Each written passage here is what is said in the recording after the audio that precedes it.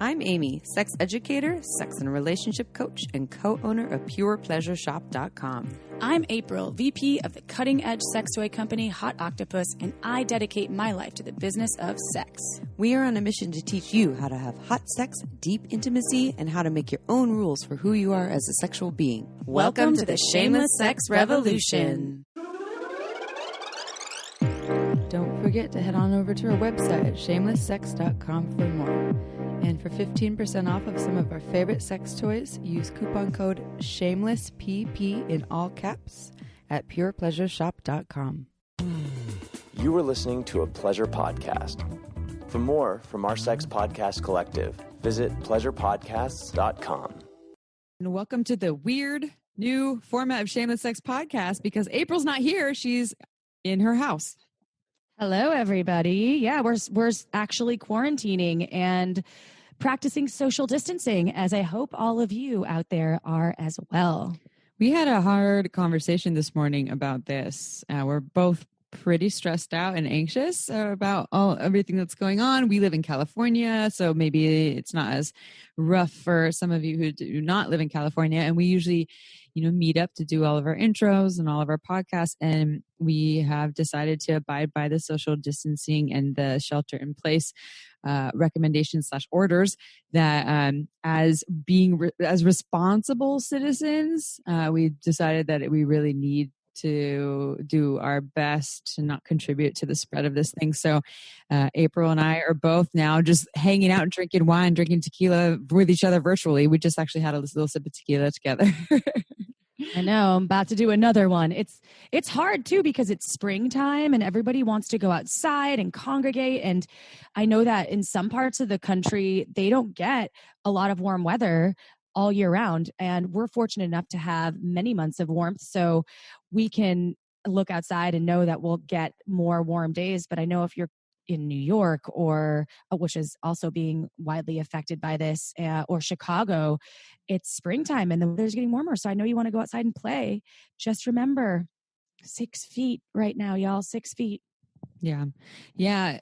The one thing we were talking about this morning as well.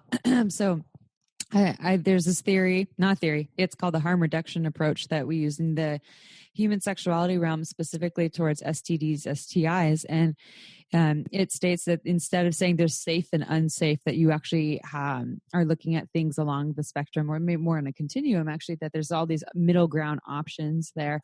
And I think what a lot of people are faced with is that there's either safe or unsafe here. It's either like complete quarantine, which we might have to do at some point, but we're not there yet.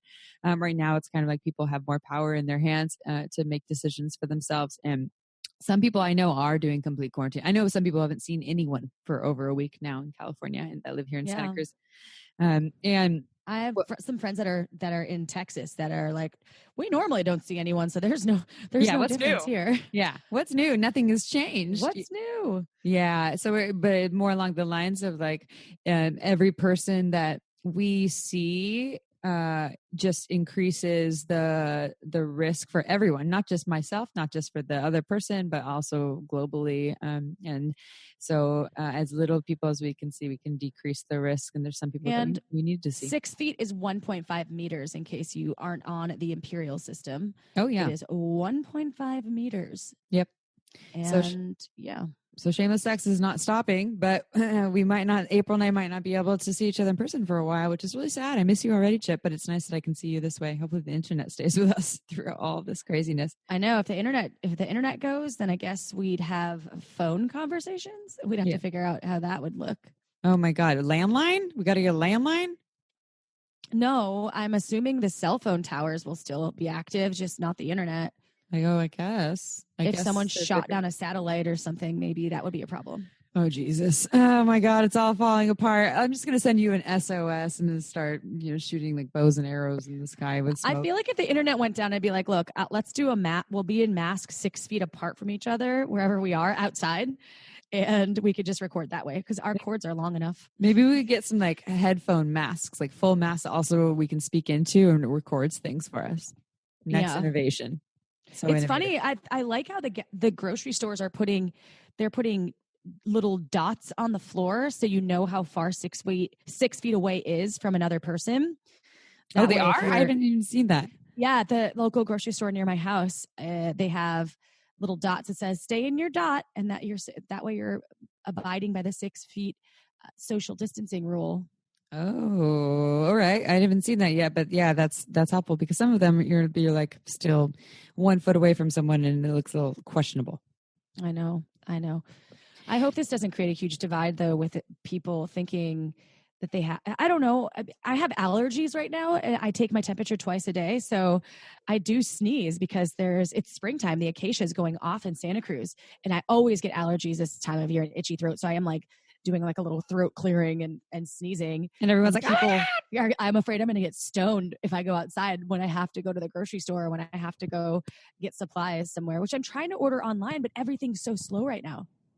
Yeah, it's a challenging time right now. And I think in some places like Amazon or, which I guess I appreciate where they're shipping things less. And then there's the whole conversations around even the workers that are packaging things and bringing your package to your house and being careful about that. It's just like cautious about everything all the time. Wash your hands every 20 minutes, y'all. This is why I'm grateful to have a little animal, by the way. I think I said this in past podcasts, but like now's the time to get a little furry animal because those creatures, no one said we need to watch out for them. Unless they go up to all the strangers and get all the pets, then you have to be careful, which my animal might do. Okay, so we are going to step into some joy in this podcast. And just so you all know, you might hear some future podcasts that we already recorded before this thing really blew up. So it might sound a little irreverent, like we're like, oh, life is wonderful during the recordings because we recorded a ton of podcasts in February that have yet to be released. Maybe that will be refreshing for you to actually hear some perspectives where we're not tainted by the sadness or the fear that is going on that is so real. And so this podcast is with Caroline Carrington, who is a colleague and friend of mine as well. And she is a Tantra extraordinaire. I'll read her bio in a little bit, or actually April will, because she's better at reading these things. She has a wonderful voice to listen to and a really unique accent. So it's a soothing, sexy, sensual voice. And Tantra as well, a lot of folks think of, she describes some like real life applicable tools and ways that you can bring it into your world. It's not just for like the wooey hippie dippy folks. There's a lot of stuff that you can bring into your everyday life. It isn't just like for certain people. I think everyone can take something from this. And if not, she just sounds fucking sexy.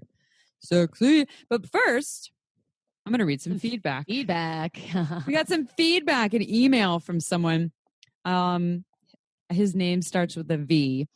It is not the nicest email, but we like to read a lot of our feedback, whether it's good or bad, positive, negative. I have some opinions about this, and I will also preface this with I'm already in a shitty mood. I actually don't love reading negative feedback. It kind of ruins me for a few hours. You don't mind it as much. I'm always kind of like wah wah, and I feel like see me with this. I was reading this. My partner was here, and I was like, "Fuck this!" Like some of the things this person said, I was like, "You fucking kidding me? Really? You fucking kidding me?" And I also, I have to say, yes, I was angry then reading this. I drank some tequila. Now I'm actually feeling good because of the tequila. Thank you. But I'm also definitely PMSing / and I don't need to excuse my female experience, by the way. That's not what I'm trying to do right here. I'm not like the hysterical woman. And I am aware that I have other stuff going on that might make this more loaded. Hence, like, there's a fear thing going on me about this virus. So that there might be undertones of that. But I will read this to you and bear with me if I sound angry, because I am. Guys, you really should know your audience better before you have invited feminists. Oh yeah, is it Cara? Cara. No, Cara. It's Cara. Cara Lowenthal into the show. Your podcast was my favorite, and I will not recommend you anymore. First, claiming that we are living in a world ruled by men, aka the patriarchy, is not true, because if it was true, men would not get longer jail time for the same crime to compare to women. Man would not do 95% dangerous jobs, and we would definitely not celebrate so many celebrations about women, Mother's Day, for example. Our society would look like Saudi Arabia, where women are second-class citizens, and the pay cap is also a stupid lie. I could not listen to those lies anymore and removed your podcast. End. The end. It was a very anticlimactic end. The I end. have removed your podcast. Part of me is like bummed because I'm like, oh, you actually probably needed our podcast. I think our podcast could help to, maybe expand, broaden your horizon a little bit. Another part of me is like, good riddance to you. Carry on, please carry on. Mother's Day, fuck you. Sorry. Like, I don't understand that because there's also Father's Day, and we have a lot of days celebrating all people and the earth, and I think. But really, like your way of saying that we're equal and this isn't things because we're celebrating the day of like, thank you for giving birth to all the humans on the planet. And that's like, really, that is some hard fucking work that like people still aren't, a lot of mothers still aren't recognized for as like a hard job, by the way. And I think we said, you weren't on this podcast with me when I recorded this with Cara. I think in this, I did ask her state this, and I'm careful about this now that when we talk about the patriarchy, we're not saying that we hate men or that it's completely ruled by men or men aren't doing anything to support women at all. We're saying that we live in a system that is really old, and we're talking about a structure. And again, people choose to hear certain things out of this. And yes, there's times when we don't say things perfectly. And so I'm not 100% sure, but there's so many things that were stated in here that to me state, wow, you are still very much influenced by the patriarchy to have all these claims. This is actually a good time for me to bring up something that's been on my mind for quite some time, is rewriting our Constitution that was written so many years ago by a bunch of white dudes. And we live and breathe by this Constitution.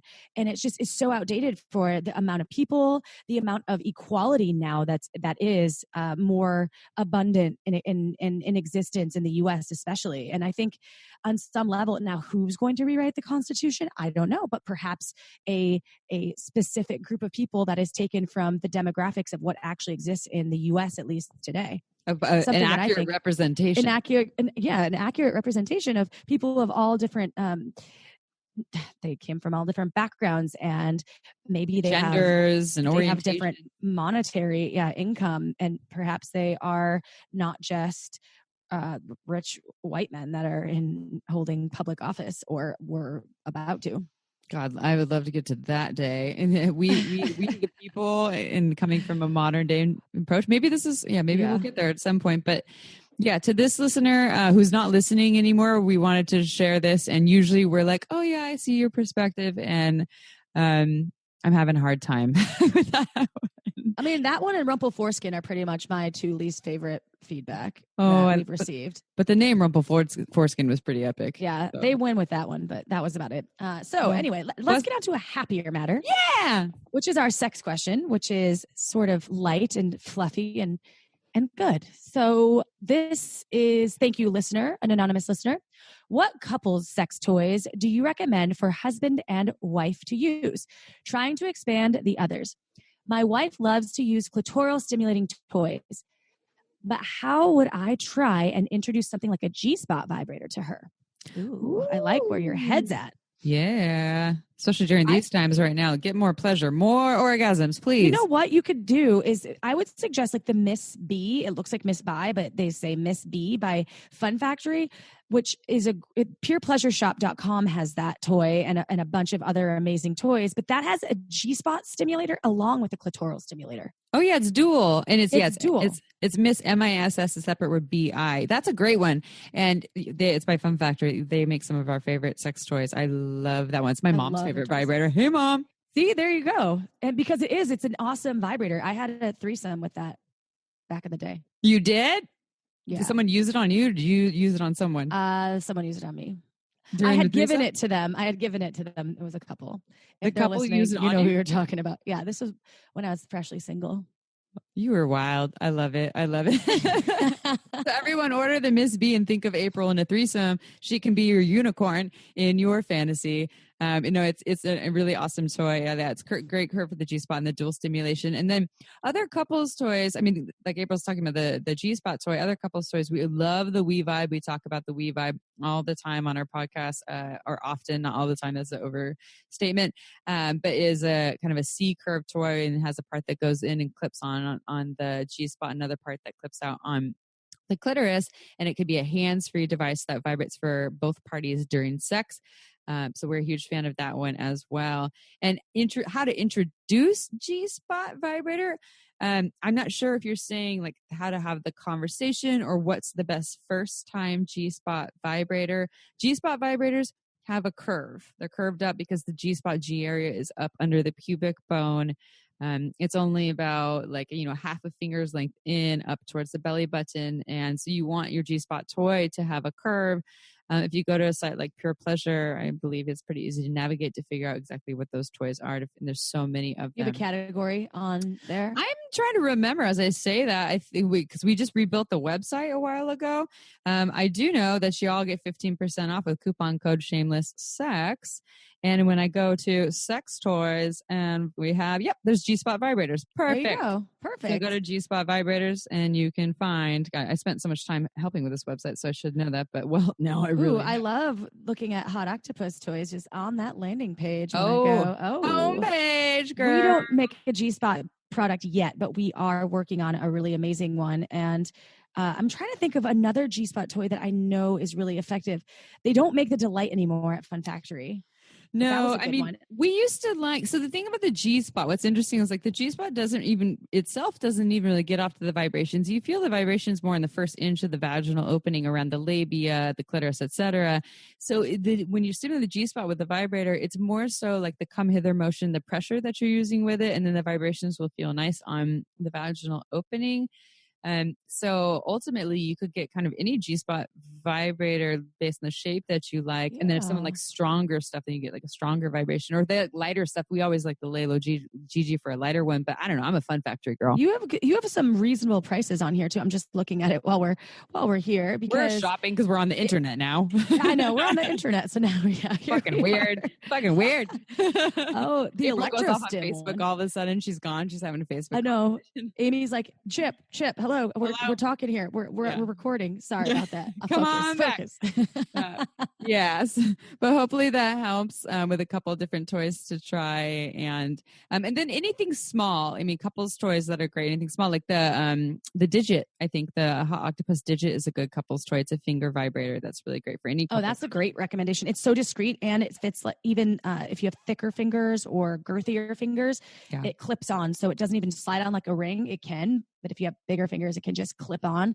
So it makes the perfect couples toy, especially for duos that are looking for something smaller and discreet. It's really nice. And it looks badass when you're on. What was the tagline? Like, give something the finger. What is it? The finger? Oh, give bad sex the finger. Oh, yeah. Fuck you, bad sex. Yeah. Fuck you. My sex is going to be great. Mother's Day, blah, blah, blah. Okay, anyway. Oh, shit.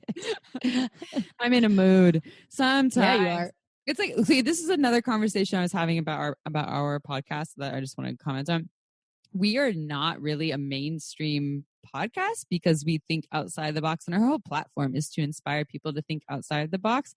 And therefore, we get critiqued a lot based on our language and a lot of things that we say and do. Whereas mainstream people, like, what is that podcast that the two Call Her Daddy podcast? Oh, Call Her Daddy, yeah. Which, I mean, they're politically incorrect half the time, but a lot of people are not criticizing them because their listeners are very used to that, I think, maybe. I'm not sure. Well, we also aren't owned by we're our own thing. So we have free creative control. And so when you're owned by a network or you have these advertisers that are spending a lot of money with you, and they can control a lot of what you say and do. And I hope that we always can maintain creative control over our process and over what we do, because it's what we care about and what we love. And we also try to take an approach that isn't just one-sided and one way. And we do this is why we do read feedback that is negative, because even though it's putting it out there, we feel that our listeners can handle it and also be supportive in ways when they write back and say, fuck that, got you. Or we don't feel like that's true. We get a lot of people that tell us that they fast forward for the first 15 minutes because it feels like they're wasting their time. Hence why in the show notes, I say when the interview starts, it's always written in there. So anyone who gives negative feedback about that these days, like you didn't read the show notes, it's in there. You can find out when you can fast forward. So that's all. Yeah. Well. And then I have people that say how much they love the first 15 minutes because they get to hear you and I banter and hear interesting sex questions. So to each their own. And this is why humans are great. We are entitled to our own opinions and to share those. Free speech, part of the Constitution. Part of the Constitution that we are currently rewriting. We are in the process of rewriting it on a board of very diverse individuals. Okay, so that brings me to, before we read the bio, I would like to talk about one of our sponsors. So this podcast, we do have sponsors. We are very particular about who we work with. And during this time right now, what's going on? There are some sponsors that really apply. One of them is Dipsy, and it is an online app that you can use from home because we all know we have a lot of time at home. And we already had a ton of listeners that are looking for ways to spice up their sex life, to recreate their sex drive and to tap into their bodies. That was already something that was hard for a lot of folks. Especially maybe clitoris owning folks, and Dipsy, we were recommending that then, but now it's probably even more so, like, holy fuck, I'm really disconnected. So Dipsy is an online app that we absolutely love. April, I know that you listen to it regularly, don't you? I listen, well, now's the time. I have more free time than I'm used to. And I listen to the guided sessions because they really help me unlock confidence. And they just kind of add this heightened experience with my partner and I that we normally just, when we listen to music, we don't get the same sort of sexy feelings. I listened to a story, I think it was 2 nights ago. It was about a spontaneous hookup with a hot stranger. And I seriously thought about it for the rest of the day, and it turned me on so much. I couldn't stop thinking about it. So now more than ever, I think it's the perfect time for you, our listeners, to try Dipsy. And Shameless Sex listeners are getting 30 days free when you go to dipsystories.com/shameless. That's 30 days totally free when you go to DIPSEA stories.com/shameless. Again, I'll say it one more time, dipsystories.com/shameless. Go check it out. Go check it out. Get turned on. Feel some aliveness in your body. Maybe that's what I'll do right after this podcast, or maybe I'll just go masturbate. I need one of the two. There's something that's going on in this isolation. You need to calm down. Yeah, you're like, go let it out. I'm a hysterical woman, and I'm owning it. So, and then also on that note, during these times, here's another thing: connection. That's a hard one for a lot of folks. Now we have the internet, which is available, which is wonderful, and all those people that were only using the internet to connect now, we're like, you guys are genius. And this is why we are huge fans of one of our sponsors, My Girl Fund. We already were before because we did our research, but now when finding time for intimacy and connection is especially hard, especially for single folks, we're super happy to recommend My Girl Fund to our listeners. And April will tell you a little more about what it is. So we've talked about My Girl Fund before. Basically what it is, it's virtual relationships with people that are sexy, amazing, whenever you want. So on your own time. That means you can message with them, connect, you can share photos and videos, and it's from the privacy of your own home, your own device. So why we love it, and as Amy mentioned, it actually empowers the women who work there. So you're supporting something that is good for everyone. And they connect with who they want to, and they control how they interact. So it's totally safe, it's discreet, and it's pretty much fun for everyone, especially in these times where we're alone a lot. And it's free to join mygirlfund.com. And for a limited time, you can become a lifetime premium member for less than $5 when you visit mygirlfund.com/shameless. That means you get discounted credits and bonus interaction features for life when you go to mygirlfund.com/shameless. Go check it out. And now let's read the bio. But April, you're reading it because you're really good at reading things. Thank you, Amy. I think that is a biased opinion. Maybe some people out there is like, she's terrible too. She's great. But I do enjoy it. So for that matter, let's talk about Caroline Carrington, who I absolutely adore. Shout out. I know you're listening, Caroline. So Caroline Carrington is a certified Neo-Tantra educator and pleasure and intimacy expert, inspiring people who live empowered lives across the U.S. and around the world. She is the founder of Sarasa Tantra and carries the dream of this lineage to expand people's experience of pleasure, intimacy, and connection through relationships, energy play, and dynamic and erotic meditation. Caroline is available for private sessions, workshops, deep dive retreats, and is committed to training teachers and mentoring neo-tantric practitioners with high levels of integrity. So to learn more, go to jewelinthelotuscoaching.com. I'll spell it for you. JEWELINTHELOTUS coaching.com.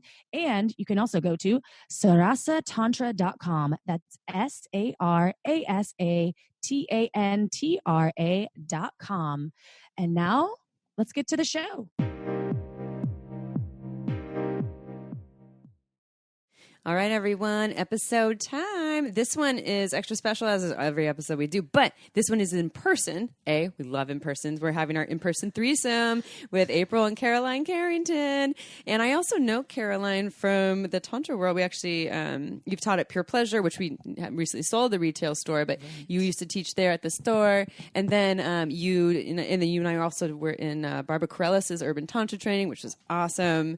We've done episodes on you call it you say tantra, you say neo. I say neo tantra. Yeah, people like tantra.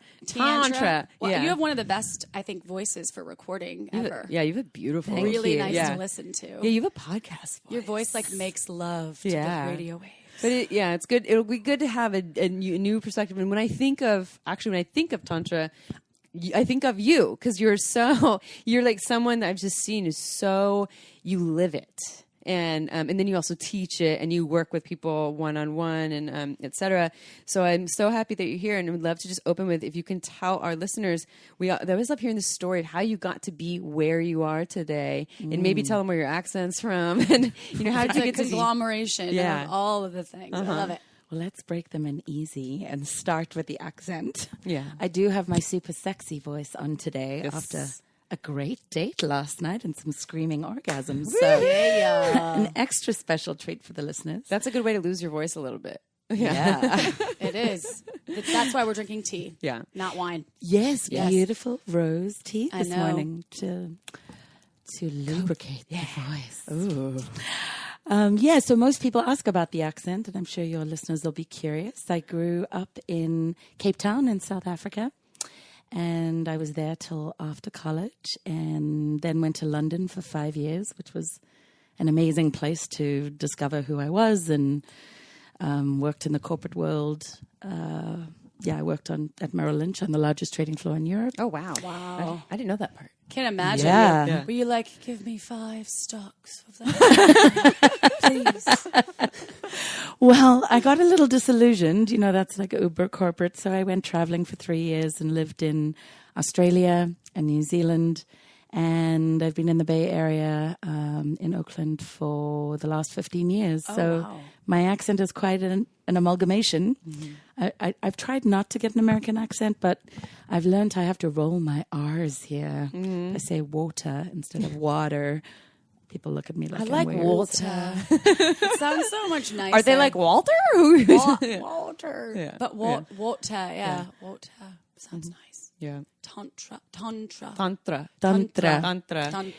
Yeah, so getting to that piece, it's really interesting because I love that we met at Barbara Carrellas' training, but a lot has evolved since then. And you asked me how I first got into it, and the short answer is through really good sex. Yeah. Yeah. That's a good one. Yeah. So, I met somebody who was into something called energetic sex, which is related, but not strictly speaking, Neo Tantra.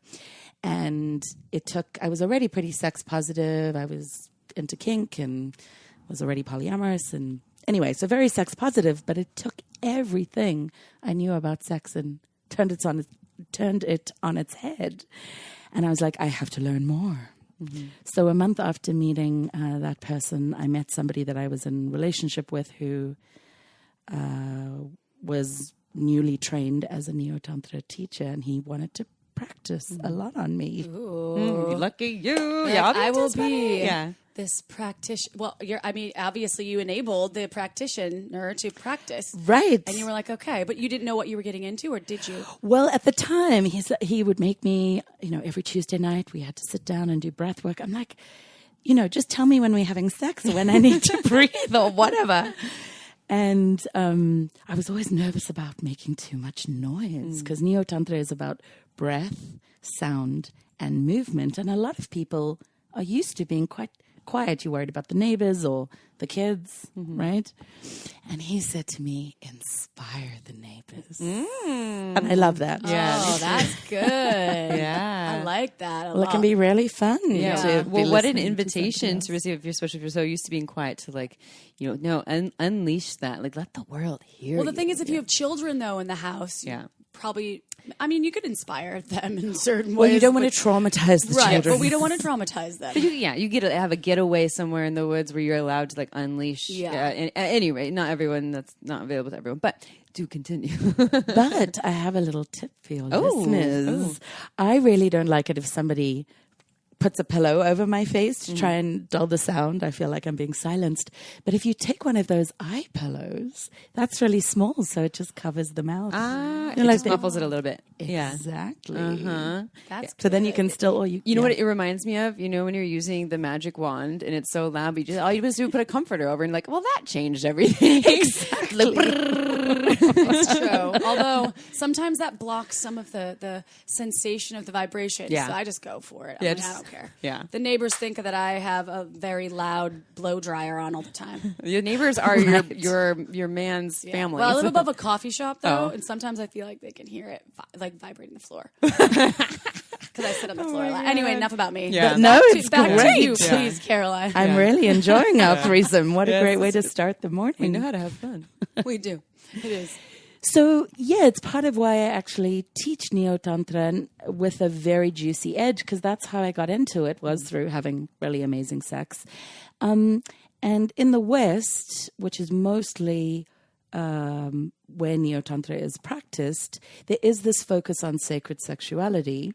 So I'm delineating between, so I'm using the word Neo-Tantra versus just Tantra, because in India, there's classical Tantra, both in Hinduism and Buddhism, and that's quite different. It has very little to do with sex. It's much more about mantras and deities, and I actually practice that as well, but I'm not qualified to teach it. So as a way to honor the source culture, I like to just make people aware that it's this Western form that I'm teaching. And after my first trip to India, I know you I went to India. She's been there too. Yeah. Where were you in India? I was all over, from the north, like Delhi to Agra, Varanasi to Goa. I was in Mumbai, and then I was over the other side in Calcutta. Kolkata. For just a little bit. That was kind of different. It's intense. I was just in Kolkata. Yeah. I was in Dharamsala as well. I was all over. I want to go back. Oh, Love it. I'm taking people in November. There you November go. 2020. It's like a tantra, tantra tour, or what is this? Well, it's really because I'm really passionate about helping people understand the difference, because I think there's a lot of misconception about what Tantra even is, and then what Neo-Tantra is. To take people back to India so that they can experience what it's like to sit with some of these classical tantric teachers that I've had the pleasure of sitting with, and then understanding the difference. Oh, yeah. So taking people to my favorite temples and teaching them about Bhakti yoga, which is another. It's the yoga of love and devotion that I'm into. So Love it. What is the difference? What is Neo-Tantra? What I does that love it that mean? You nailed it, Amy. You nailed it. Well, one of the definitions, I'm really geeky about Sanskrit. So one of the definitions of the word Tantra is to stretch or to expand. And the audience can't see all the hand gestures I'm doing. She's stretching and expanding. Yes. Some people say it's like expanding as if a loom was pulling, but it's really about expanding our awareness and expanding our consciousness. And that can certainly happen in Neo-Tantra, but the focus is a lot on a dynamic meditation. So focusing on say conscious touch, or focusing on the pleasure that one gets from using touch as a meditation, or using, for example, breathwork or sound. And when I came back from Varanasi, actually, I was like, wow, maybe I'm doing this all wrong, because I talk a lot about I can teach people how to quadruple their orgasms, for example. And that's actually mostly through breath and sound. Which is mind-blowing, I think, because so often we're thinking we have to know all these amazing techniques, and we can actually take charge of our own pleasure. So I was like, maybe I'm doing it all wrong because I focus on sex. But in the West, it's actually very interesting not being American, because when you watch American TV, which I did growing up, you think everybody's like totally sex obsessed. And then having lived in California for 15 years, I find it's quite repressed in a lot of ways. People get their ideas, you're right, about what sex looks like from entertainment, from the TV, and then you realize that no, that people are into little boxes and they're terrified of sex. Right. So to give people empowerment, that's a lot of what I do, because if we can give ourselves permission to be loud in the bedroom or to ask our partner for what we want, that can be even really edgy. I notice it can actually be quite hard. A lot of my private students have no idea to even tell me what it is they want. But as we explore and they try, I can offer them this technique or that technique, and then they can pleasure map on the body and then be able to communicate that. Because I think good sex is a lot about communication. So I stopped apologizing for teaching people how to have better orgasms. And what I notice is if, that meets the need that I actually see in society, and that gets them in the room, and then we also chant mantras, and then they're motivated to do the breath work. Who wouldn't say yes? To breathing if it can better their orgasm. Right. We just answered a sex question in the previous podcast we recorded about taking away some of the senses like sight as not being something that is, this person that asked the question was visually impaired. And so we talked about the other sensations that could be activated, and Tantra came up as sort of a practice, because people always think they have to deeply eye gaze at each other. There's one way to do it. You just stare at each other the whole time. So that's great. The touch activation is so key. Yes. Well, there are many ways to activate, and it's a lot about, I'm going to get a little woo, but it is about moving energy, and that can be life force energy, or they'd call it Kundalini Shakti in India.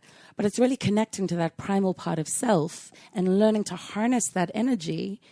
And obviously, it's delicious when you're doing that with a lover, but there are practices where you can learn how to have full body orgasms even on your own. So if you have single people listening in, people often ask me that. They're like, do I have to have a partner? Do I have to be in a committed relationship? And while that's lovely, if you don't have that, to have agency in your own body, and to not always have to have somebody else. And then that's where I think it's much easier. Well, not easier is maybe not the word, but maybe less complicated to learn on your own than with someone else too. What your body likes, or how to do certain forms of breath, and you can learn with other people. I know for me, when it's like my home practice where I'm like, oh, there it is. I don't have to think about someone else and meeting them or syncing up with them.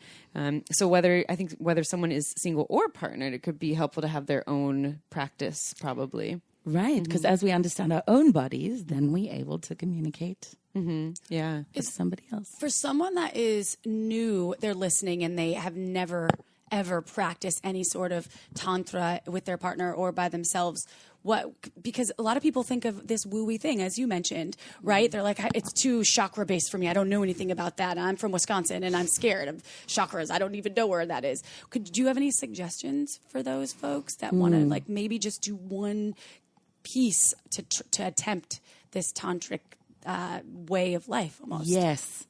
So if we think of, I'm going to try and answer in a non-woo way, even though I'm pretty esoteric.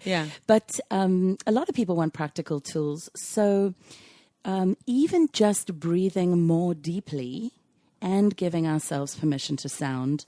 Margot Anand is one of the leading teachers in the world of Neo Tantra, and she literally says, people always think opening your mouth, they don't really realize how wide. You want to open 3 fingers wide. And depending, that's pretty wide. That's like deep throating, right? I just did 4. I was like, damn, I could really fit 3. I got a small mouth. I got her 4. Well, what happens is when we open the mouth, Amy's got her whole fist, and she's like, "Yeah, I got that." This is such a good way to start the week. I know. But even when we release the jaw like that, it helps release the pelvic floor. Right? And when we release the jaw, it relaxes the pelvic floor. And often, for example, if people are having painful sex, there could be lots of reasons for that, but it's often because they're tight and jammed up.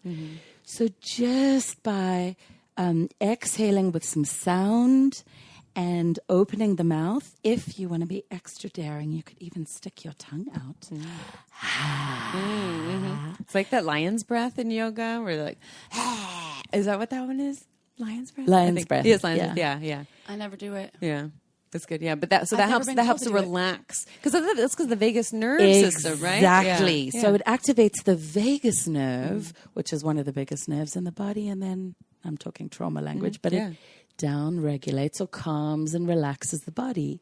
So most people get used to, when they have pleasure, tensing up, right? And you tense as you get closer to the orgasm. But if you can allow the body to relax when the waves of pleasure come, if you think, I can't draw for the audience, but draw for the two ladies. As the wave of pleasure is coming, if you tense the body, it's actually going to hit a wall.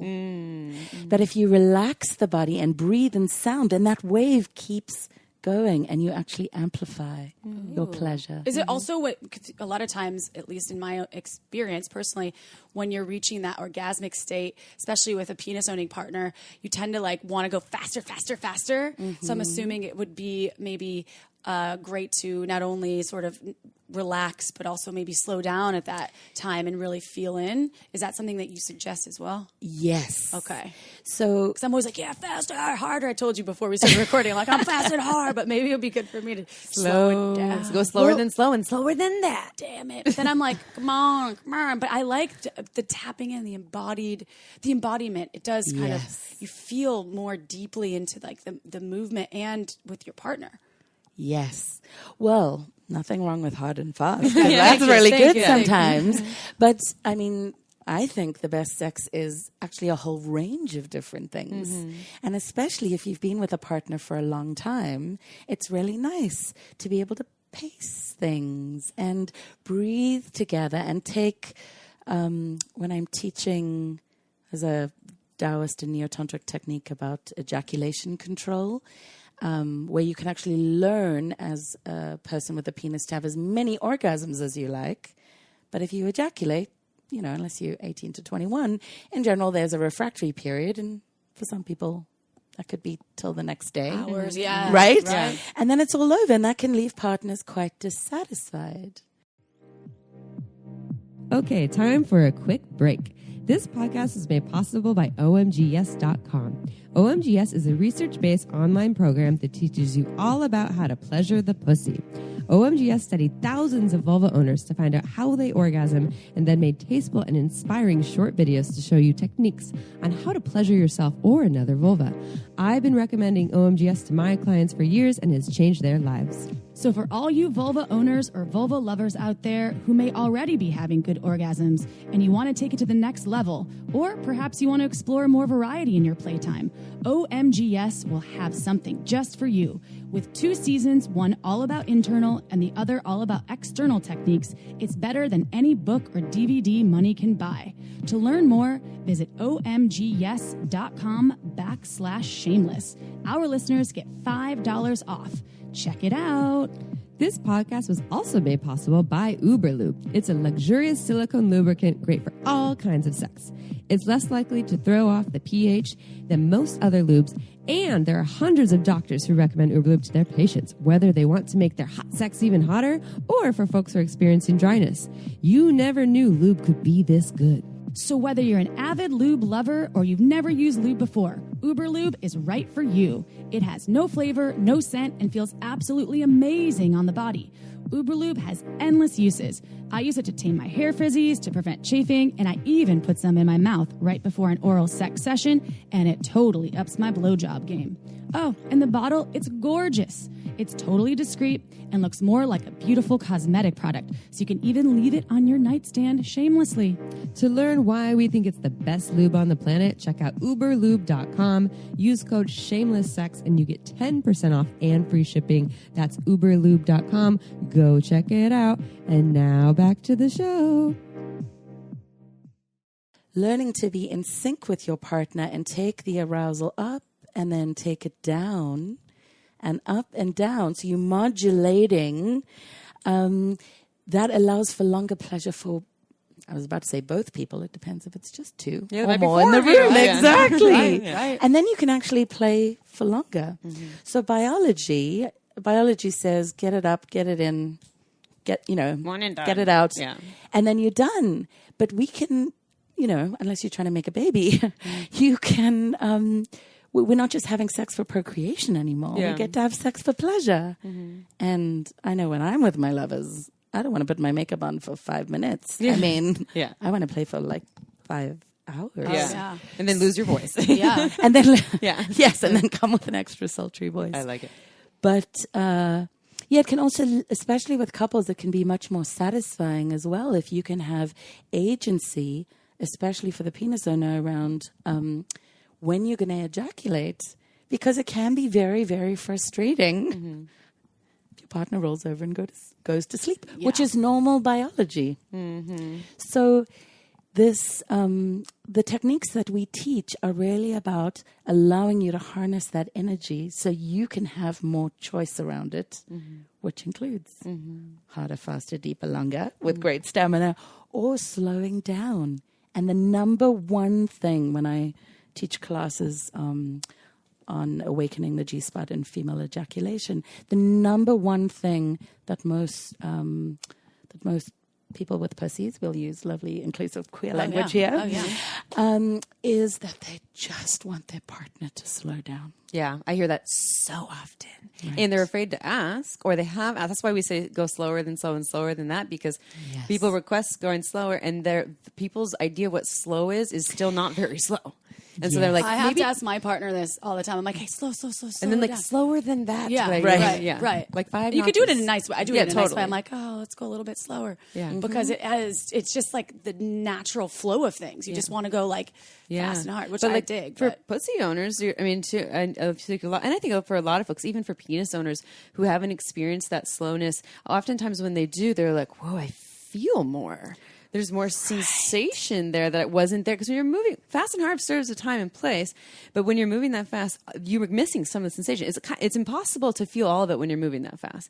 But when you go really slow, you're like, oh, there's this like subtle tingling over on my, the left side of my pussy, or I'm like, yes, Yes, I can feel that as you're describing it. Yeah. So I love that you're commenting on that, and for our listeners, who are listening to this, you're hearing that. Yeah, it applies to something that is a little more wooey or thought of, and this is for everyday folks. You don't have to be a tantra person to take tools out of this, or to want to slow things down, or to feel more.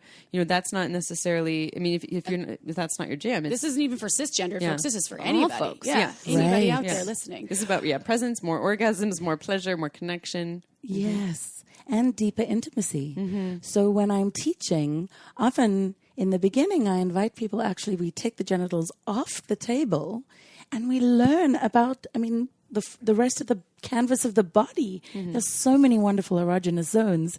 And so often we just kind of, especially if you've been in a connection with somebody for a while, you're in your rut and you kind of know what makes them work. Yeah. But it's really fun to slow down and explore. Yeah. And a tip for the listeners as well, as you were saying, like, slower than slow, what is slow?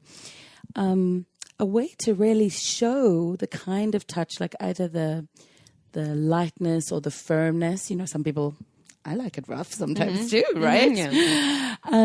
But if you actually demonstrate that on your partner's arm, they can get a felt sense experience of what slow feels like or what soft feels like.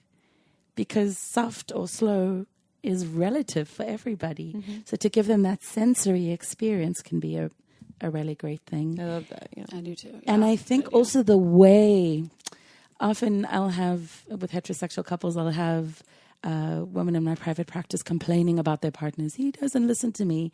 And then I hear them shutting them down and being so critical. And that's not going to inspire anybody to want to make a shift. So one of the formulas that I use is, saying thank you, appreciating them for something they're doing. And if it's really bad, you can just be like, thank you for touching me. Yeah. But there's always something to appreciate. So thank you. And then I'd love it if you. So that creates this beautiful invitation. And it's not about making them wrong. It's about inviting them. Most partners want to know what's pleasing you. And it can be a scary conversation. A lot of people don't want to feel like they're ever, maybe not very good at something. But like that, that formula, and we use that formula too. There's a way to lovingly express. And I think appreciation is a big part of it too, is like, here's what was really beautiful and what really worked. And I'm just like so happy to be connected with you. And I just love your hands on my body. And here's this other piece that I would love to explore more with you, or maybe receive a little more, give a little more of. And I think that everyone probably has plenty of those moments where like we're not born knowing everything at all, of course. Right. Well, nobody actually teaches us. I mean, things are changing thanks to podcasts like yours, right? So, but most of us were not taught how to have sex. And for any of the people that are mothers that are your listeners, I remember when I was learning to breastfeed my son, I had to hire a lactation consultant. And again, you'd think it's the most natural thing. He should just hop on the boob and latch on. Right? Yeah. And that does happen for some people, and many people need help. So that's part of why we have a great podcast like yours, and why hiring somebody who can really support you.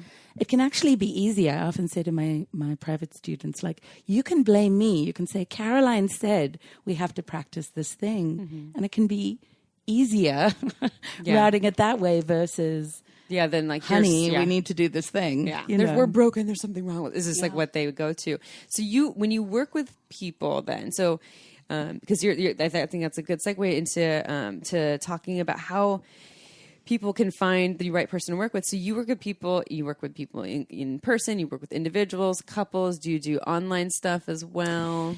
Yeah, I mean, a lot of my free offerings are really online because I like to, as you said, I'm very passionate about this work. Yeah. It was truly life-changing for me, and I never planned to get into this. Even when I went to study to become a teacher, I just did it for my own personal development. And then I was just seeing the shifts in other people, especially when I was practicing hands-on sessions. So it was because of that it all kind of evolved.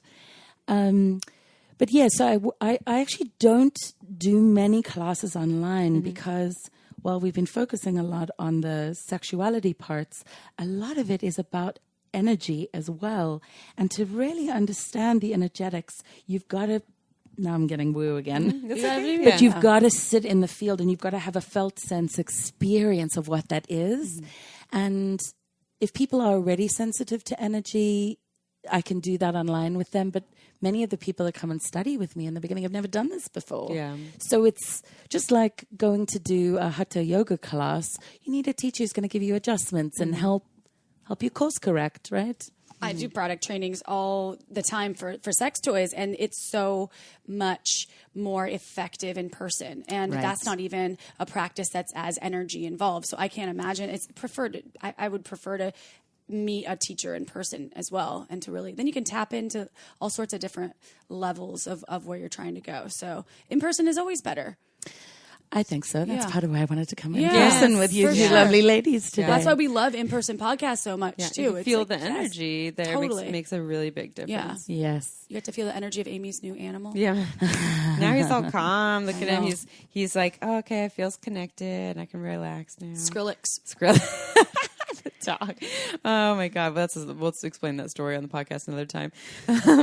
So that's online is more for people to get and kind of take some little, get like little bits of info, and then, but the actual work is more in person with people. In person. Yeah. And there are a lot of ways people can engage. I mean, as I've mentioned, I love getting my hands on people's bodies, and I can take people in private sessions into very advanced practices like sexual healing. And I work with a lot of trauma survivors, for example. And that's a very delicate and vulnerable place to hold for people. So I wouldn't do that in a group context. I would do that one-on-one. Yeah. But I, not everybody needs that. Sometimes they just want to come and learn some fun, sexy tools to share with their partners. And, at pure pleasure. Yes. I got to share. Yep. I got to share one of my neo-tantric rituals.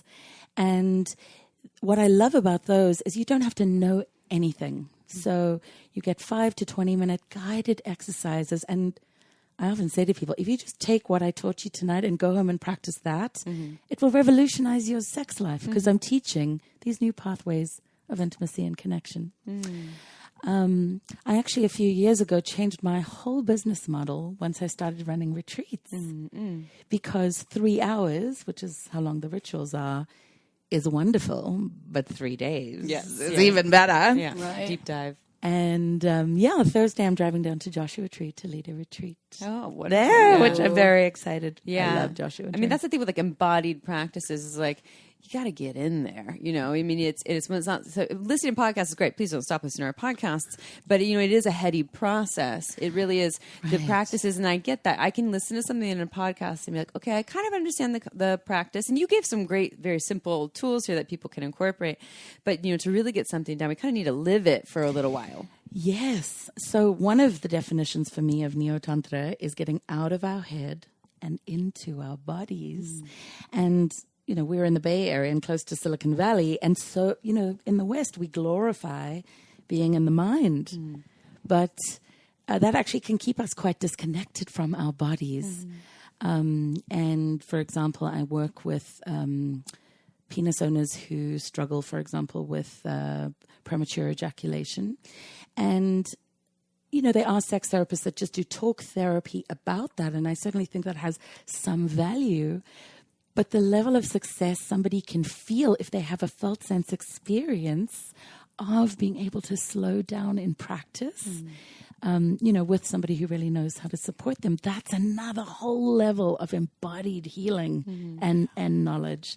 And I just, there's a teacher called Krishna Das, and he says we can't think ourselves out of the prison that we've created in our own minds. And it's very true. Yeah.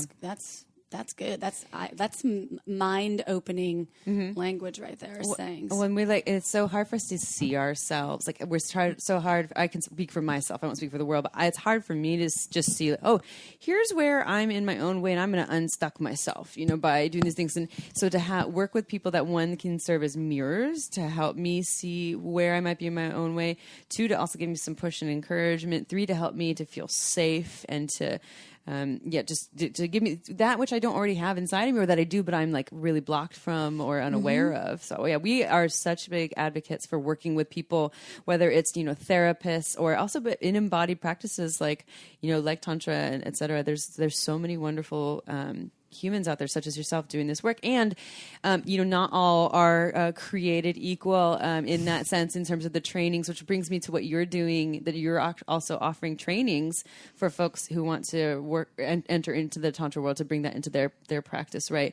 Because there's a lot of folks who just have an experience, a tantric experience. I'm a tantric teacher now, you know, and you're like, ooh, you could create a lot of trauma, a lot of consent issues. That is happening. Right. Yes, it's happening. And, you know, I think the Me Too movement has really helped us see it's happening across the board from, you know, gymnastics to Hollywood. Yes. So it's not just in Neo Tantra. And I actually think it's a powerful thing that these issues are getting brought to the fore. But when we're exploring the very edgy practices around our sexuality, like I actually only learned this once I was doing this work. For me, sexuality is a playground, but for many people, it is like the deepest part of their shadow. Right? And so when you're diving that deeply, it's very important that the person is creating safety, that they have integrity, and maybe we can offer your listeners a link. I actually wrote a blog many years ago, just how to find a teacher that you can trust. And while it focuses on Neo-Tantra teachers, you know, it can really be applied to any kind of person in a position of authority. So we would love that. We would love that link. Yeah, I think someone else offered that for something else too. But more is better in that sense. That was Christina. That she was in Bali. Similar thing. How to find the right practitioner for you. Yeah, I think that's really important. Like you're saying, when it comes to sexuality, I mean, that's like make sure it feels really safe and aligned, and definitely do your research. Right. So I'm really happy to hear. I'd love to hear more about your training that you're offering. Like I'm happy to hear that you're offering something like that, because I believe, you know, I've known you for a number of years, and so I know that you're doing only really good, wonderful work that is really, you know, safe and respectful and very well informed and sex positive and, modern day accurate information. So I'm happy to hear that you're doing that. And so can you tell us more about what that offering is? Yeah. So I was like, who am I to start my own Neo-Tantra school? But I was seeing people being really out of integrity. And I was like, well, and I actually did a whole year worth of advocacy around this. But I was like, if I train my own teachers, then I can hold them accountable, right? Because they're my students. And so that was how Sarasa Tantra, that's the name of the school, was birthed. And I'm going to get geeky about Sanskrit for a moment. The word Sarasa means juicy, potent, and full of love. God, that is a all in one word. Yeah, damn. Wow, that's Sarasa. good. Yeah. Sarasa. That's the name of your school. I love that. Ooh. Yeah. So and I've been training teachers just for the last few years, and the groups are quite intimate. Often you'll go to a teacher training and they're like 40, 50, 60 people in the room. I keep it quite small. We've 15 to 20 people maximum. If you get lucky, you might even, last year we had a smaller training. And I do it in my beautiful space that's all dialed in the Oakland Hills. I do it as a non-residential program to make it super accessible and affordable for people. And while it certainly is for people that want to learn to teach this and do it in a way where they're not only keeping their participants safe, but also keeping themselves safe. Because the minute you stand up in any kind of public role, people's projections on you. So how to practice good energetic hygiene, for example, and not be carrying around other people's trauma all the time in your energy body. That's important. Energetic hygiene. I've never heard of that. I feel like I do take on that. I want to learn. Right. A lot of people do. Yeah. Someone told me to put oil on the back of my cerebral cortex, if you will, is that something that you suggest? I know. Sorry, I just want to know. No, about that's this great. Okay. I haven't heard the oil thing. It probably depends on the oil. She was a Vedic astrologer. And I would trust that then. Yes. She said that that was an area where I have to really be careful in that. Because, and I feel like I get sometimes energy attaches to me. And if this is too woo for you listening out there, it's true though, because I feel it sometimes. So, well, any of the listeners, whether you're into woo or not, you might have a person in your life that feels super needy or super clingy or even with lovers, sometimes you can feel them even when you're no longer in each other's presence. So one of the things I teach, even at my, Neo-Tantric Rituals, is a way to energetically disconnect from the people that you've done all this weaving with in the room that night. Well, I think everyone can probably relate to that feeling of whoa, someone had some heavy stuff going on and I can't shake it. Who has never experienced that? Maybe some people who have a hard time emotionally connecting people, I don't know, maybe someone with autism or something. So I don't want to say that no one maybe can. people didn't know what it was. Yeah. They were feeling something, but that didn't feeling understand of there's something here and it's kind of stuck and I don't really, and it's hard to be present and connected when that happens. It's energy that needs to move. Well, even if you've had an argument with your partner, say, or with your kid or whatever, but that energy can stay in the room. So a simple thing you can do without having to have much skill is to just burn sage, right? Literally just clear out the space. And I don't really like the smell of sage all that much, but it makes sure it gets rid of things. So I just, even opening the window or opening the doors to just let the breeze blow through will help shift any of those stuck emotions, because emotion is energy in motion.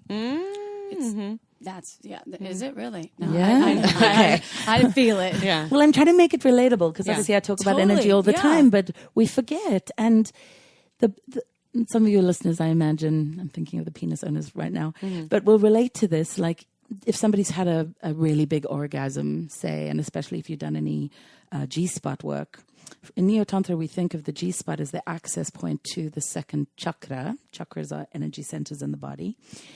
But that's often a place where a lot of emotion is held. So somebody can have an amazing orgasm. They've just had a great time with you. And then they burst into tears. And some memory comes up from their childhood. And often what I say to my private students, especially when I'm working with couples, is, let me do the heavy lifting.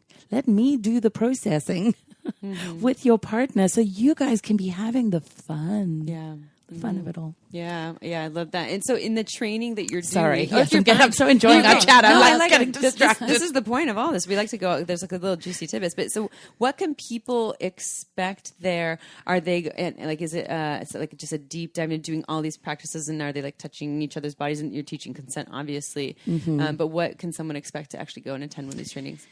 Yeah, so I'm a very kinesthetic learner, so I like to teach in a very embodied way. So literally you're going to get to practice not only learning the techniques, but also teaching. Teaching to the people in the room. And we all know this. If you're able to teach something, you understand it at a totally different level. Totally. There was a saying, someone who said this. I forgot who said this, but it was that the 3 steps to really getting something down is you learn it, practice it, and then you teach it.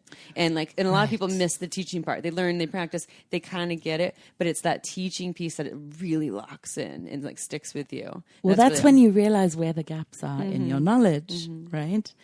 I have a beautiful Indian lady, Palki Mawar, coming up. She's one of my graduates, and she's going to come and teach a little bit about the deities so that we can start learning the difference between classical Tantra and Neo. Because for me, it's very important that, that there is this delineation. And I'm going to be teaching things like conscious touch. I'm going to be teaching a practice from sky dancing Tantra from Margot Anand's work called streaming, where you can learn to have full body orgasms. We're going to teach how to create rituals, which could be for groups or could be just for individuals. And then you get to practice with your peers, and they give you feedback and I give feedback. So it's like everybody's supporting each other's learning. And we break it up into 2 5-day modules so that you've actually got some time to integrate a month apart. And to really embody the skills. And it can certainly help you to be a better lover, so this is another important thing. In Neo-Tantra, a lot of it's about like raising the energy and being really ecstatic, and that's wonderful. But if we don't actually know how to ground and how to be anchored, then you're not tethered to anything. So how do you come back to earth after this mind-blowing, spine-tingling orgasm? And if you are going to teach, you really do need to know how to do that, because often you're engaging a practice and you have to be able to hold the room. Yeah. So learning how to be present with ourselves, and that's another thing, even in lover space, most people just want to be present with their partners. It's not always as much about the perfect technique or are you really there with me? I'm going to practice all those skills in the training. So. I love that. You just said so many things. You just said, I was like, I want that. I want that. Or like, I'm sure listeners like multiple orgasms, full body orgasms. Are you there with me? Like, how do people learn more about all of your offerings? How do they sign up for these things? How do they learn more about these things? How do they work with you? That's great. Well, I feel like I make myself very available to people in the world. Yeah, the world needs it. But thank you. But they can go to my website and we'll put all the links, but carolinecarrington.com.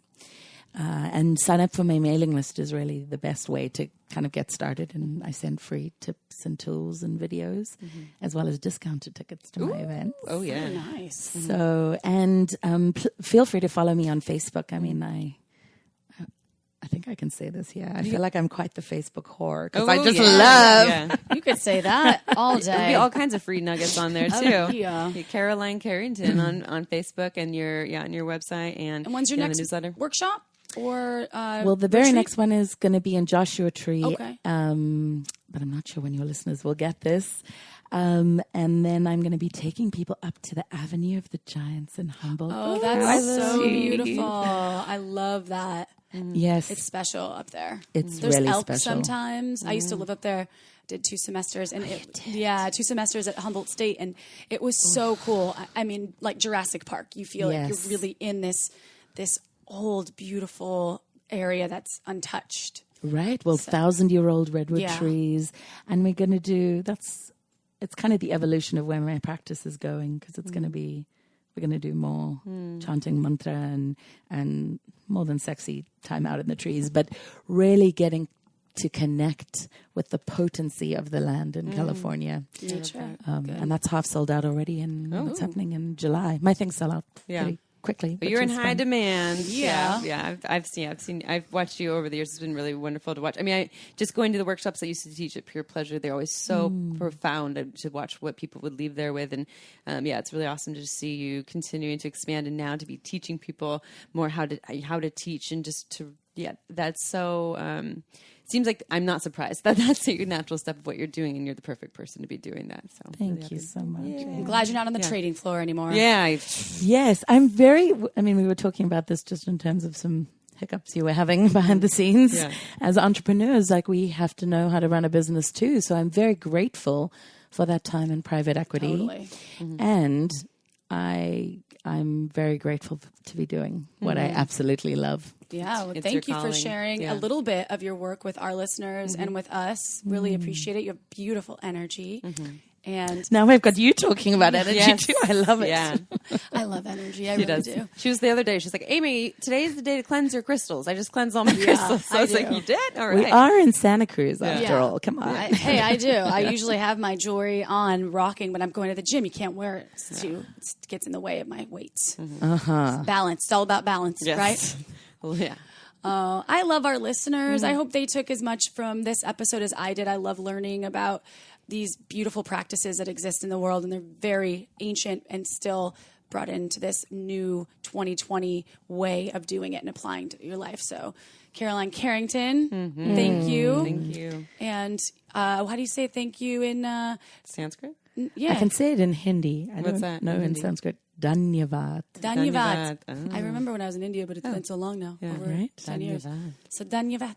Maybe we'll tempt you to come and join me. We have a lot of listeners in Pilgrimage. India, so if Yeah. you're out there in Hey, India, India. Dhanyavad. Awesome. Dhanyavad. And to all of our listeners that enjoy wine or maybe want to try wine, check out marginswine.com.